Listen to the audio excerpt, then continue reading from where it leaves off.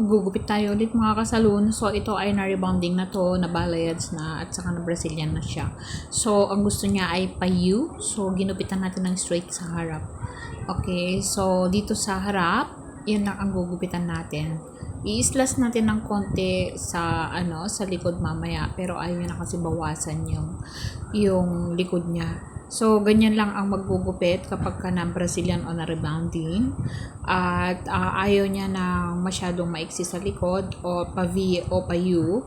So, yan. Gupit natin straight and then i-slash natin.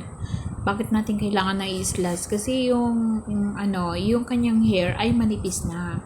So, dito sa baba, mas maganda kung i-slash natin. Kasi kung hindi natin i-slash, masyadong bulky sa ilalim. Tapos, flat sa taas. So, pangit tingnan. So, kailangan mas heavy sa taas at lightweight lang sa baba. Ibig sabihin, hindi masyadong makapal. So, need natin na i-layer using scissor, kasi kapag katinining scissor natin yan, syempre rebonding yan, magkakaroon siya ng split ends o di kaya ay mga tangles. So ang kailangan natin ay gunting lang ang pag-i-slash natin. Okay mga kasalon, ganyan lang po ang maggugupit kapag na-rebond o na Brazilian, lalong-lalo na kung manipis ang buhok.